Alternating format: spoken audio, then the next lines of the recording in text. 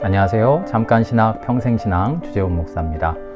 오늘 네 번째 시간으로 여러분과 함께 그리스도의 성육신에 대한 이야기를 함께 나눠보겠습니다.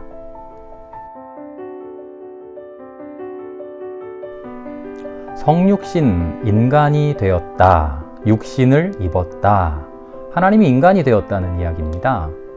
쉽게 말하면 변신이죠. 그런데 신이 인간이 되는 것은 특별한 일이 아닙니다.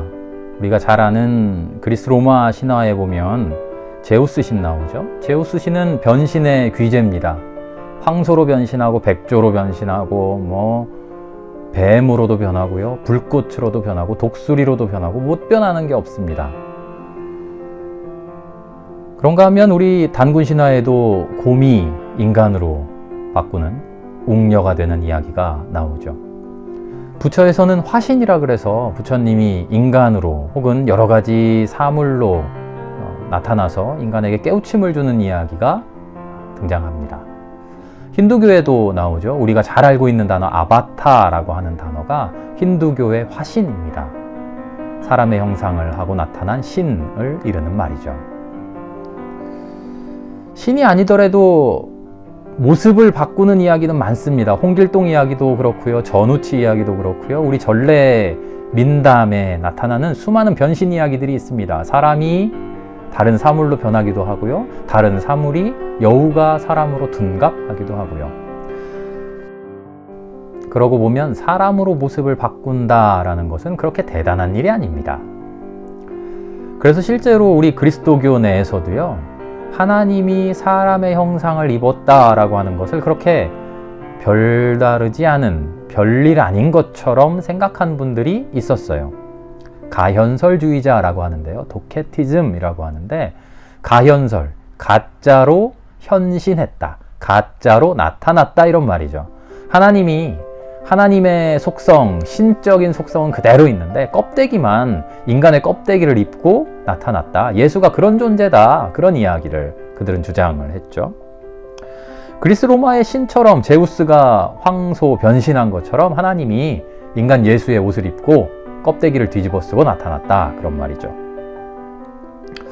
변신은 이렇게 대단한 이야기가 아닙니다, 사실. 그런데 왜 그리스도교는 신이 인간으로 변했다 하는 그 이야기를 대단히 중요한 이야기로 생각할까 하는 겁니다.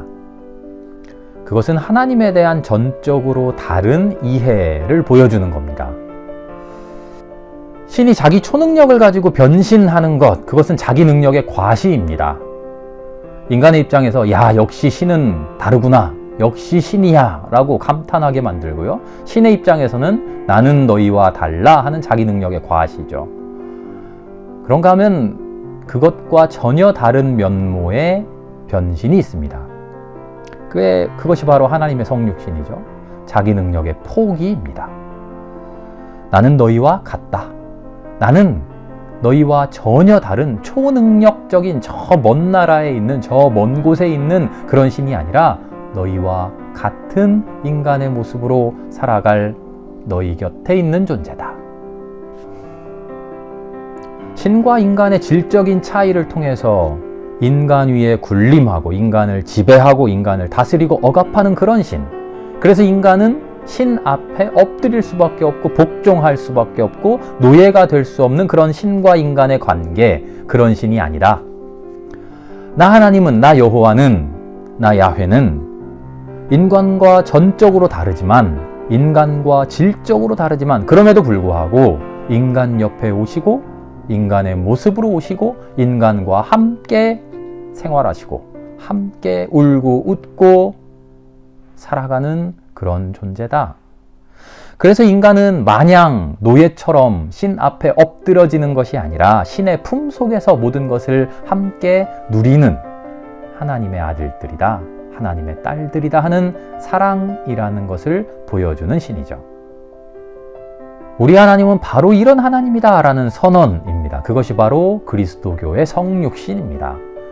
그리스 로마 신화에서, 다른 신화 속에서, 민간 이야기 속에서 이야기하는 인간의 능력을 뛰어넘는, 그래서 자기 자신의 능력을 과시하는 그런 변신이 아니라 자기 자신을 내려놓고 하나님이 인간과 같아지셨다는, 인간을 그만큼 사랑하신다는 사랑의 표현이 그리스도의 성육신인 것이죠.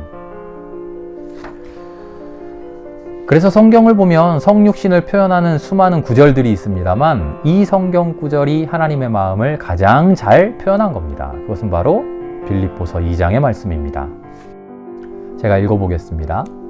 그는 하나님의 모습을 지니셨으나 하나님과 동등함을 당연하게 생각하지 않으시고 오히려 자기를 비워서 종의 모습을 취하시고 사람과 같이 되셨습니다. 그는 사람의 모양으로 나타나셔서 자기를 낮추시고 죽기까지 순종하셨으니 곧 십자가에 죽기까지 하셨습니다. 케노시스라고 흔히 이 구절을 부릅니다. 자기 비움, 자기 비하. 하나님이 자기 자신을 낮추셨다는 겁니다. 왜요? 인간을 사랑하셔서, 인간을 구원하시기 위해. 왜요? 인간을 사랑하셔서. 자기 자신의 능력을 과시하고 나의 능력을 가지고 인간을 억압하고 인간을 주무르려고 하는 것이 아니라 나의 모든 능력에도 불구하고 인간을 사랑하고 그 모든 능력으로 인간에게 베풀어주기 위한, 은혜를 베풀기 위한 하나님의 사랑이 이 안에 표현되어 있는 것이죠. 그것이 예수 그리스도의 성육신입니다. 그것이 예수를 그리스도로 믿는 우리의 신앙이죠. 우리 하나님은 인간이 되어서 우리에게 오셨습니다. 그렇게 우리 곁에 오신 인간이 바로 예수 그리스도입니다. 우리가 믿는 예수는 단지 신적인 존재를 우상화하고 신격화하는 것이 아닙니다. 하나님의 사랑, 하나님의 무한하신 은혜를 느끼고 누리고 살아가는 것이죠. 그리스도의 성육신 깊이 묵상하며 그 은혜를 누리는 하루가 되기를 바랍니다.